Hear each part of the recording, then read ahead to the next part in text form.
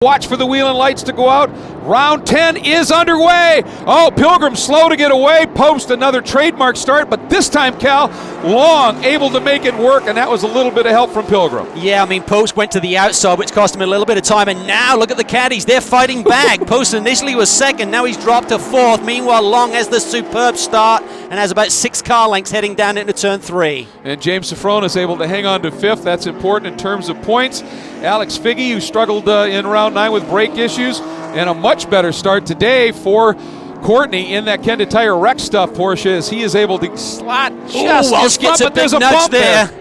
Welsh in that Ferrari got clobbered there going down into turn 4. Lost a bit of ground. Can he retaliate now down into the carousel? Welcome to World Challenge Sports Car Wars, man. It is, a piece of bodywork and flying off that Porsche that he got clocked by. That was Stephen Ruiz Jr. So, boy, lots of developments here in the early going. And right behind Welch in that all-blue Porsche is Jason Carter in that Loctite Racing for Our Heroes Porsche as well. Meanwhile, up at the front, it is Long who holds the lead. And then those two caddies. Then Safronis is now up into fourth. Boy, he's doing whatever he can. Yeah, Post has dropped another spot, which I don't really understand, because now we're on board here. We're going to look. Oh, you see Ruiz there in turn 7.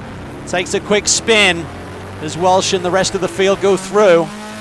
Yeah, maybe when he and that Ferrari got together, maybe he broke something. Meanwhile, on board with Nick Kasayan, the number 34 real-time HPD Eibach Springs Redline Oil Acura in the GTS Look at Crescentini down to the inside. Takes away another spot, so Post falls further back. Look at the debris flying there up against the pit wall. Meanwhile, we've got a new touring car leader. Aaron Povolito has rebounded from that disappointment yesterday and takes the lead. See how he does it on board with Aschenbach, and just flat got out-dragged down into turn 1. And I think there's a bit of red mist with Povolito after getting nothing yesterday and dropping out early. He is one determined guy, and make no mistake, Aaron Povolito is fast. He is really fast. He and Aschenbach have really set the tone in touring car this year, and particularly here this weekend. So they run 1-2 in points. And even though he didn't finish yesterday, remember, the grid is set by your fastest laps, and he had the second fastest lap of the race behind Aschenbach before he dropped out. Meanwhile, in GTS, there is Paul Brown, who has leapfrogged pole sitter Crosland and has gone to the point. Cunningham slots into third at this point. Povolito continues to lead here, and he really needs to maximize his points here to stand any chance of eating into that Aschenbach lead. But Aschenbach will be pretty happy here. Big win yesterday, running second in the race today. That'll be another big points day for him, and he's won championships before, Greg. He knows how to get the job done. Well, obviously you want to win, but if it's going to wall you trying to get to the front and take away all the points, better to finish second and live to fight another day, and you're right, Aschenbach gets it. Yeah, I think Povolito would actually have preferred a little bit of a dust-up, and maybe he could have created an incident for Aschenbach, but Aschenbach is sitting there in second and looks strong.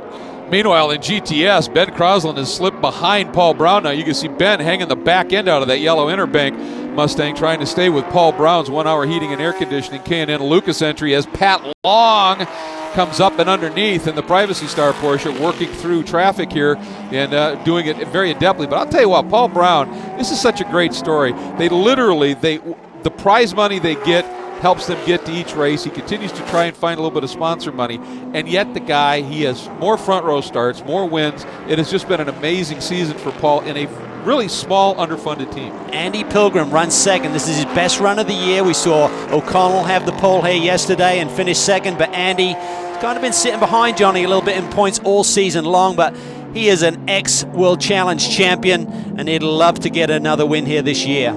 Here's your battle for third, and it is two Global Motorsports Group Porsches. The blue one of Global Motorsports Group team principal, James Safronis, who came in here second in points, has dropped back a little bit, and Dino Crescentini in the Stop Tech car chasing him. Now, it's been an eventful 10th round of the Pirelli World Challenge here at the Cadillac Grand Prix of Sonoma. Let's take a look back. There you see Nick Kasayan almost getting high-sided as Stephen Ruiz, the young rookie, spins in front of them. Later, a couple of laps later on, he can't get that braking zone for turn 7 down quite right. And then, Cal, bit of a moment here. Some great racing between Ben Crosland and young Alec Udell, but it changes for Udell. Yeah, it does. I wonder if he slowed down a little bit here, because Welsh gets into the side of him, and just a few moments later, Udell peels off to the side of the road. And then, shades of Mid-Ohio, Lindsay down underneath Johnny O'Connell, and around O'Connell goes. No love lost between those two guys at the moment, that's for sure. And that brings us to current, and we have 9 laps to go, and Patrick Long doing exactly what he wants to do and what Patrick Long does rather well, and that's lead in a Porsche as he drops through the legendary carousel here at Infineon Raceway. Pilgrim's not letting him go, though. He's staying within touching distance here, so Patrick has to be very careful. You get a bunch of traffic around this racetrack, particularly through this section, you can really lose a